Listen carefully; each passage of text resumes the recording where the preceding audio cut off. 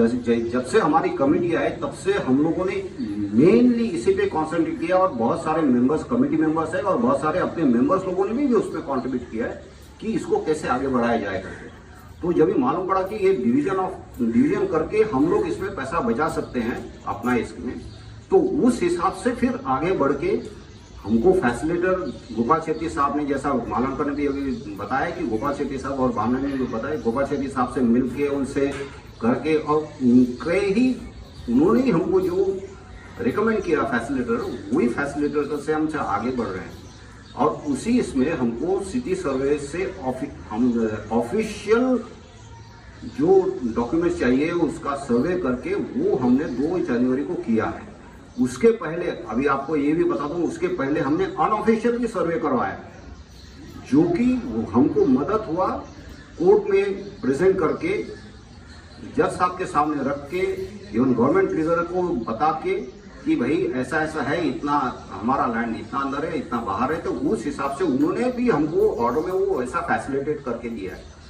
अभी जो ये तो करना जरूरी है, क्योंकि आप लोगों को सबको मालूम है कि गवर्नमेंट ऑफिस में अभी खुद होके जाओगे तो साल भर लग जाते हैं। और क्यों हम जल्दबाजी कर रहे हैं ये करने के लिए, जैसा बताया गया कि जीआर में जो बताया ये मार्च 24 तक ही तुम अप्लाई कर सकते हो ओनरशिप लेने के लिए। उसके बाद में उनका कोई वैसा उन्होंने एक्सटेंड नहीं किया या कुछ नहीं किया। अभी जैसा उसमें प्रॉब्लम एक ही आता है कि जैसा बताया कि हमारा एक्सेस लैंड है, मगर वो एक्सेस लैंड को जैसा मंत्रालय में जाने के बाद और कलेक्टर साहब ने भी बताया कि हम उसमें हमारा रिस्पॉन्स भी पॉजिटिव रहेगा कि ये इनको ओनरशिप पे दिया जाएगा।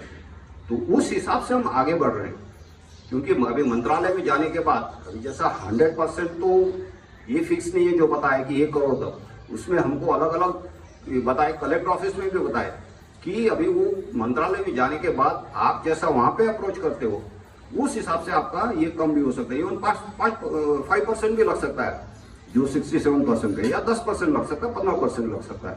तो इसके लिए वो अप्रोक्सीमेट जो वैल्यूज दिया है 100%, 75%, 50%, 25%, ये सिर्फ आपको पता चलना चाहिए कि भाई आगे कितना आ सकता है। और वो जो कॉस्ट है वो जब भी उनका ऑर्डर निकलेगा तभी हम आपके सामने वापस आएंगे, उसका जो भी बिल आएगा उनका आप वापस आएंगे कि भाई इतना इतना कॉस्ट आया और इतना इतना अपने को कलेक्शन करना है। अभी फिलहाल जो इम्पोर्टेंट चीज जो है वो अपना फैसिलिटेटर को एक आगे लेके हमको ये चीज आगे बढ़ाना है। अभी सिटी सर्वे का रिपोर्ट भी शायद हो सकता है कि ये वीक में आ जाए उनका, और उसके बाद में वो कलेक्टर ऑफिस में जाएगा। तो इसके लिए ये जरूरी है हमको कि ये अभी आगे बढ़ाना है, फैसिलिटेटर को ही उनको पकड़ के हमको आगे जाना है। इसके लिए जो कॉस्ट बताया उसका 10 लाख जो बताया था अप्रोक्सीमेट कॉस्ट है, और 15,000 जो आ रहा है ये फैसिलिटेटर चार्जेस का, वो पर फ्लैट यानी पर मेंबर के हिसाब से आ रहा है, जो कि एक 10-10.5 लाख तक आता है अप्रोक्सीमेट कॉस्ट। तो जैसा जैसा अभी हम लोगों ने रीजन में भी आपसे इस बारे में भी बात किया, आप लोगों को सब उसके बारे में बताया कि क्या क्या हो रहा है क्या नहीं करके। तो ऐसा नहीं कि हम कुछ हाइड कर रहे हैं, हाइड करने की जरूरत नहीं, क्योंकि जहाँ मैं भी यहाँ पे रह रहा हूँ, हमारे कमेटी मेंबर सब आप यहीं पे रह रहे, तो सबको ही आगे बढ़ना है, सबको ही वो क्लियर करना है। तो ये अगर अभी क्लियर करते हैं हम, लीज लैंड का इश्यू ओनरशिप में क्लियर करते हैं, तो फिर आगे अपने को कोई भी तकलीफ नहीं है।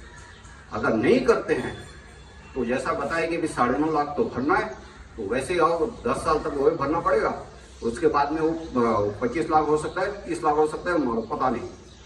तो इस हिसाब से बता रहे, अभी जो बताया कि 15,000 पर मेंबर को अपने को देना है, ताकि ये काम आगे बढ़े, और जितना भी जल्दी हो सकते मार्च के पहले अपने को ये प्रपोजल मंत्रालय तक जाना चाहिए।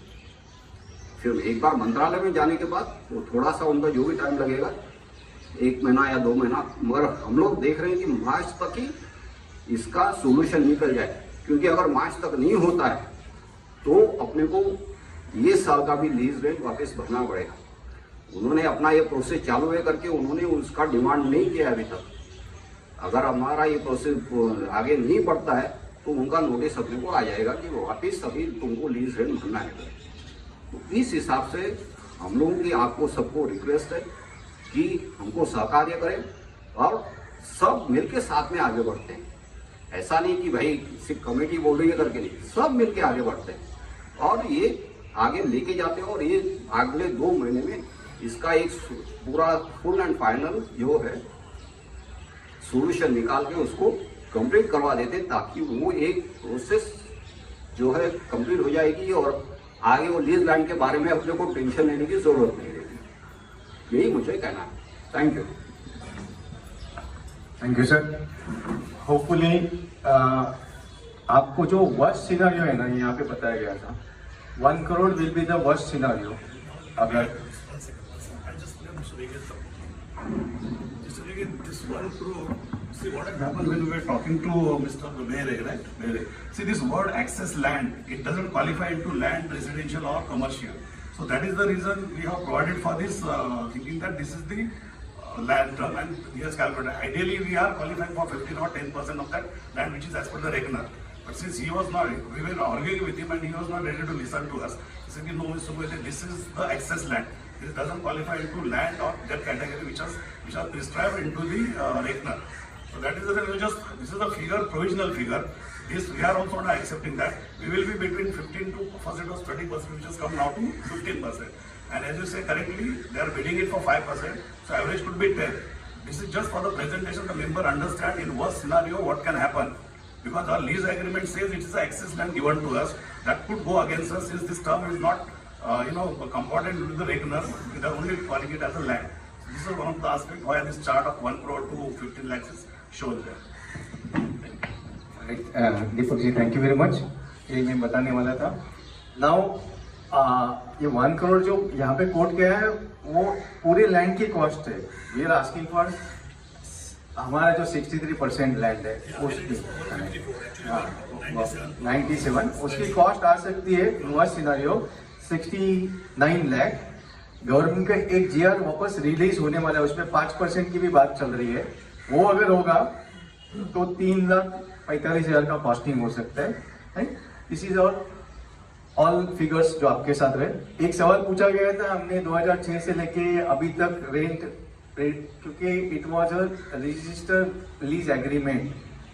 रजिस्टर्ड लीज एग्रीमेंट में we are agreed as a society कि हम लोग सर्टन टर्म्स एंड कंडीशन के ऊपर 1,50,000 हम लोग भर दिए थे, राइट। तो अभी हम लोग ये नहीं बोल सकते कि भाई हमको सिर्फ 33% का जगह लोग यूज कर रहे थे। हमने किसी को क्लेम नहीं किया इतने साल, बट अभी हम लोग 1 पॉइंट सोल्यूशन ला रहे हैं कि 33% बीएमसी को चला जाएगा as per the lease agreement. हम लोग कुछ अलग नहीं कर रहे हैं और 67 हमको मिलेगा तो हम लोग उसका भविष्य में कमर्शियल यूज कर सकते हैं। This is all. और कुछ आपको इंफॉर्मेशन चाहिए?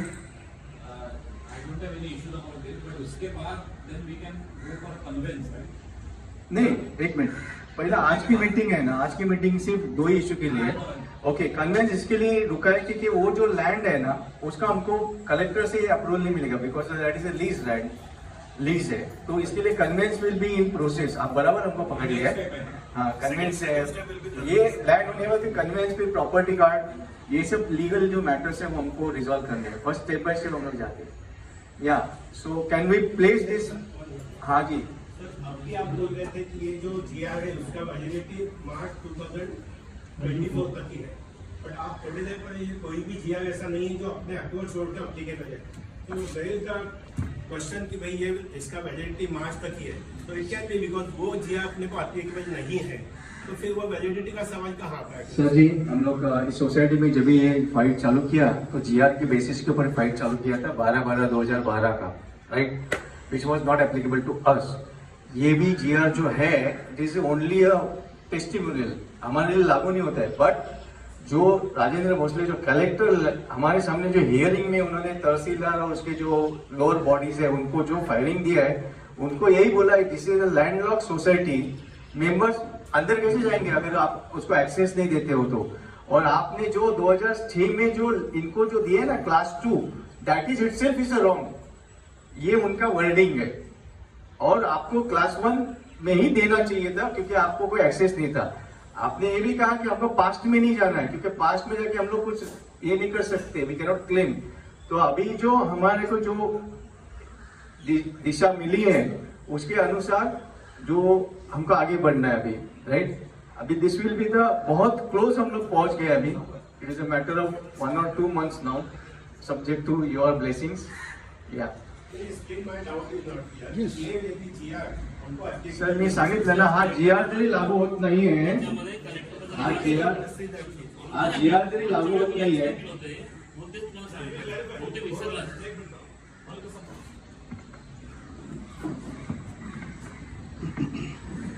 ये जीआर से जीआर का बारे में जो बात चल रही है, जैसा हम लोगों ने पहले कलेक्टर साहब को अप्रोच किया था, तो उन्होंने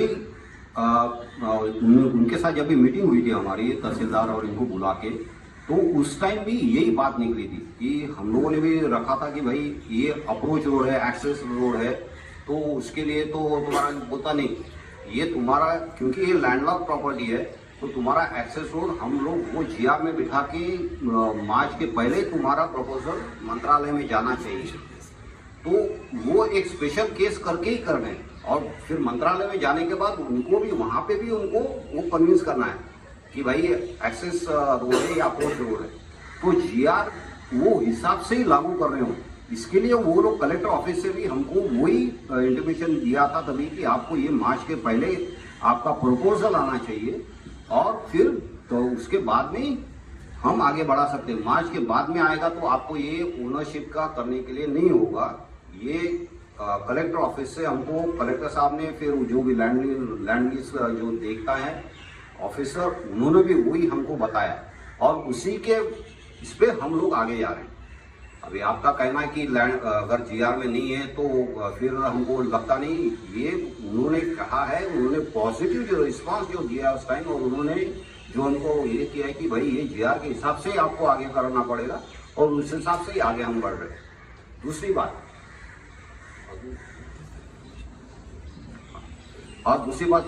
रेगे साहब, आपने जो निकाला था कि भाई जो पहले प्रॉपर्टी टैक्स वगैरह भराया है तो ये किया है वो किया, तो वो हमारा जो रेंट भरा है उसमें से वो उसका बेनिफिट मिलेगा कि नहीं.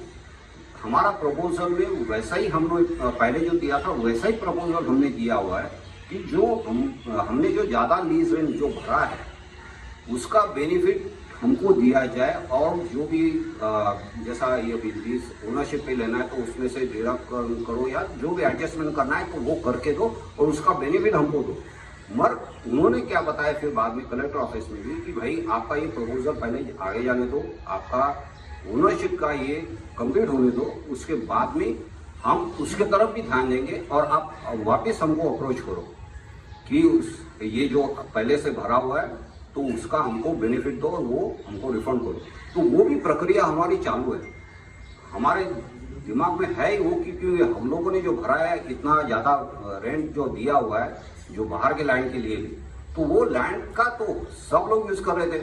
अभी उसके बारे में एक बार तो जज ने ये भी बोला, तो आप लोगों ने बाकी की सोसाइटी से क्यों नहीं रेंट वसूल किया? तो हम लोगों ने वही बताया कि भाई हम कैसे वसूल कर सकते हैं, ये तो आपका ही था, आपका ही जो इश्यू है. मगर आपने जो हमको लीज एग्रीमेंट कभी उस टाइम जो बनाया था तो वो उसमें वो भी ऐड कर दिया है, तो इसके लिए वो बेनिफिट हमको भी मिलना चाहिए करके हम लोग उसके लिए भी कोशिश कर रहे हैं. तो एक एक प्रोसेस कंप्लीट करते करते हम लोग उस पर भी जाएंगे, वो भी करेंगे, वो भी है उनका. हमारा जो पहले जो कलेक्टर ऑफिस में हमारा लेटर गया उसमें वो भी बताया हुआ जो दिया है, और अभी भी जो प्रपोजल आएगा उसमें भी वैसे ही आएगा, मगर वो शायद दूसरा प्रपोजल रहेगा. ये अपना ओनरशिप का इसका ये एक प्रपोजल वैसा ही आएगा. तो इसके लिए आप निश्चिंत रहिए कि हम लोग उस पर भी काम कर रहे हैं.